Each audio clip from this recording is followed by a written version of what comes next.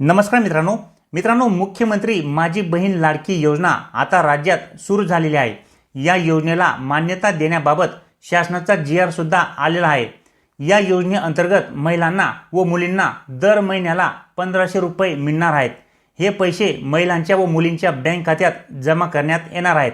या योजनेचा लाभ घेण्यासाठी ऑनलाईन अर्ज हा कुठे व कसा करायचा आहे, यासाठी कागदपत्रे कोणती लागणार आहेत, अर्ज करण्याची शेवटची तारीख काय आहे, या योजनेचा लाभ कोणकोणत्या महिला व मुली घेऊ शकतात, म्हणजेच पात्रता काय आहे, अटी शर्ती काय आहेत, ही संपूर्ण माहिती आपण या व्हिडिओमध्ये जाणून घेणार आहोत। तर व्हिडिओ नक्की पूर्ण पहा। चॅनलवर नवीन असाल तर चॅनलला सबस्क्राइब करून ठेवा। असेच नवनवीन आणि माहितीपूर्ण व्हिडिओ मी तुमच्यासाठी घेऊन येत असतो। तर चला मित्रांनो, व्हिडिओ सुरू करूया। तर मित्रांनो, या ठिकाणी तुम्ही पाहू शकता, महाराष्ट्र राज्यात मुख्यमंत्री माझी लाडकी बहीण योजना सुरू करण्यास मान्यता देण्याबाबतचा हा जी.आर. आहे। हा जी.आर. शासनाकडून दिनांक 28 जून 2024 रोजी काढण्यात आलेला आहे। तर या जी.आर. मध्ये मित्रांनो, आपण काही महत्त्वाच्या गोष्टी या जाणून घेणार आहोत, जेणेकरून तुम्हाला या योजनेचा लाभ घेण्यासाठी कुठल्याही प्रकारची अडचण ही येणार नाही।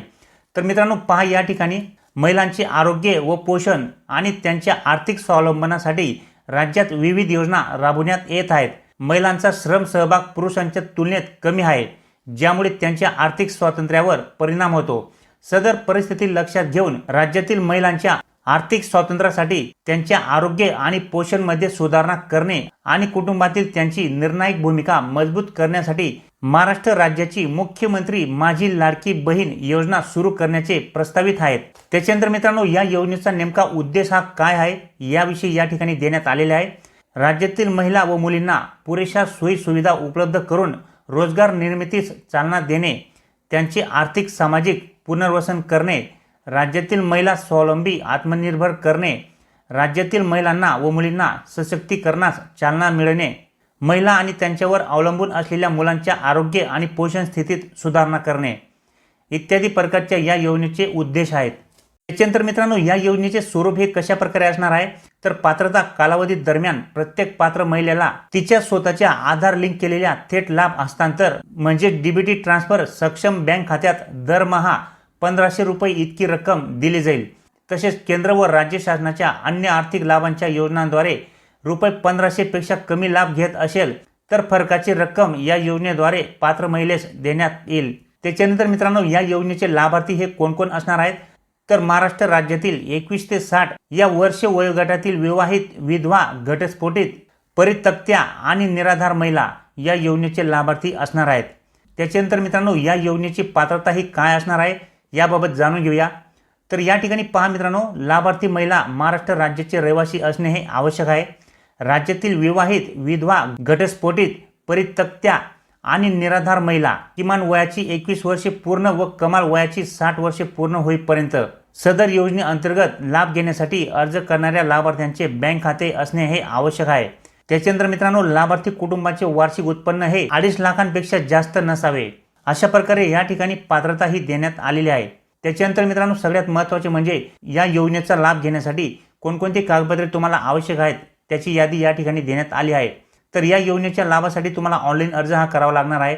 लाभार्थ्याचे आधार कार्ड तुम्हाला लागेल, महाराष्ट्र राज्याचे अधिवास प्रमाणपत्र, महाराष्ट्र राज्यातील जन्म दाखला हे कागदपत्रे तुम्हाला लागतील। सक्षम प्राधिकारी यांनी दिलेला कुटुंब प्रमुखाचा उत्पन्नाचा दाखला, वार्षिक उत्पन्न 2.5 लाखांपर्यंत असणे हे अनिवार्य आहे। बँक खाते पासबुकच्या पहिल्या पानाची छायांकित प्रत, पासपोर्ट आकाराचा फोटो, रेशन कार्ड, सदर योजनेच्या अटी शर्तीचे पालन करण्याबाबतचे हमीपत्र। तर एवढे सर्व कागदपत्रे तुम्हाला या योजनेचा लाभ घेण्यासाठी आवश्यक असणार आहेत। त्याच्यानंतर या ठिकाणी मित्रांनो, लाभार्थ्याची निवड ही कशी असणार आहे, तर मुख्यमंत्री माझी लाडकी बहीण योजनेच्या लाभार्थ्यांची पात्रता अंगणवाडी सेविका, पर्यवेक्षिका, मुख्य सेविका, सेतू सुविधा केंद्र, ग्रामपंचायत, ग्रामसेवक, वार्ड अधिकारी यांनी खातरजमा करून ऑनलाईन प्रमाणित केल्यानंतर लाभार्थ्यांचा अर्ज हा सक्षम अधिकारी यांच्याकडे सादर करावा। सक्षम अधिकारी यांनी या कामकाजावर नियंत्रण ठेवावे। त्यानुसार सदर योजनेकरिता अंगणवाडी सेविका, पर्यवेक्षिका, मुख्य सेविका, सेतू सुविधा केंद्र, ग्रामपंचायत, ग्रामसेवक, वार्ड अधिकारी व सक्षम अधिकारी यांच्या जबाबदाऱ्या खालीलप्रमाणे निश्चित करण्यात येत आहेत। तर या ठिकाणी पहा, ग्रामीण भाग लाभार्थ्यांची अर्ज स्वीकृती तपासणी पोर्टलवर अपलोड करणे हे काम अंगणवाडी सेविका, पर्यवेक्षिका, सेतू सुविधा केंद्र, ग्रामपंचायत, ग्रामसेवक यांची असणार आहे। त्याच्यानंतर अर्ज पडताळणी करून सक्षम अधिकाऱ्याकडे मान्यतेसाठी सादर करण्याचे काम हे संबंधित जिल्हा महिला व बाल विकास अधिकारी यांचे असणार आहे। त्याच्यानंतर अंतिम मंजुरी देण्याकरिता सक्षम अधिकारी संबंधित जिल्हा अधिकारी यांच्या अध्यक्षतेखाली समिती ही असणार आहे। त्याच्यानंतर मित्रांनो, शहरी भागात लाभार्थ्यांची अर्ज स्वीकृती तपासणी पोर्टलवर अपलोड करणे हे काम अंगणवाडी सेविका, मुख्य सेविका, वार्ड अधिकारी किंवा सेतू सुविधा केंद्र यांची असणार आहे। त्याच्यानंतर मित्रांनो, आता या ठिकाणी अर्ज करण्याची पद्धत ही कशी असणार आहे, तर या ठिकाणी मित्रांनो योजनेचे अर्ज पोर्टल मोबाईल ॲपद्वारे सेतू सुविधा केंद्राद्वारे ऑनलाईन भरले जाऊ शकतात। त्यासाठी पुढील प्रक्रिया विहित केलेली आहे। तर पात्र महिलेस या योजनेसाठी ऑनलाईन अर्ज हा करता येईल। त्याच्यानंतर मित्रांनो, ज्या महिलेस ऑनलाईन अर्ज हा सादर करता येत नसेल त्यांच्यासाठी अर्ज भरण्याची सुविधा ही अंगणवाडी केंद्रात, बाल विकास प्रकल्प अधिकारी कार्यालयामध्ये, नागरी ग्रामीण आदिवासी ग्रामपंचायत, वार्ड, सेतू सुविधा केंद्र येथे उपलब्ध असतील। त्याच्यानंतर वरील भरलेला फॉर्म हा अंगणवाडी केंद्रात, बाल विकास प्रकल्प अधिकारी कार्यालय, नागरी ग्रामीण आदिवासी सेतू सुविधा केंद्रामध्ये नियुक्त कर्मचाऱ्यांद्वारे ऑनलाईन प्रविष्ट केला जाईल आणि प्रत्येक यशस्वीरित्या दाखल केलेल्या अर्जासाठी यथायोग्य पोचपावती दिली जाईल। त्याच्यानंतर मित्रांनो, अर्ज भरण्याची संपूर्ण प्रक्रिया ही विनामूल्य असणार आहे। म्हणजेच तुम्हाला या ठिकाणी अर्ज करण्यासाठी कुठल्याही प्रकारचे शुल्क हे लागणार नाही। अर्जदार महिलेस स्वतः उपयुक्त ठिकाणी उपस्थित राहणे हे आवश्यक असेल, जेणेकरून तिचा थेट फोटो काढता येईल आणि ई-केवायसी करता येईल। यासाठी महिलेने खालील माहिती आणणे आवश्यक आहे। तर या ठिकाणी कुटुंबाचे पूर्ण ओळखपत्र म्हणजेच रेशन कार्ड, त्याच्यानंतर स्वतःचे आधार कार्ड, हे 2 डॉक्युमेंट्स तुम्हाला या ठिकाणी आणणे हे आवश्यक असणार आहे। अशा प्रकारे मित्रांनो, या योजनेचा लाभ घेण्यासाठी महिलांना ऑनलाईन अर्ज करण्याची ही प्रक्रिया असणार आहे।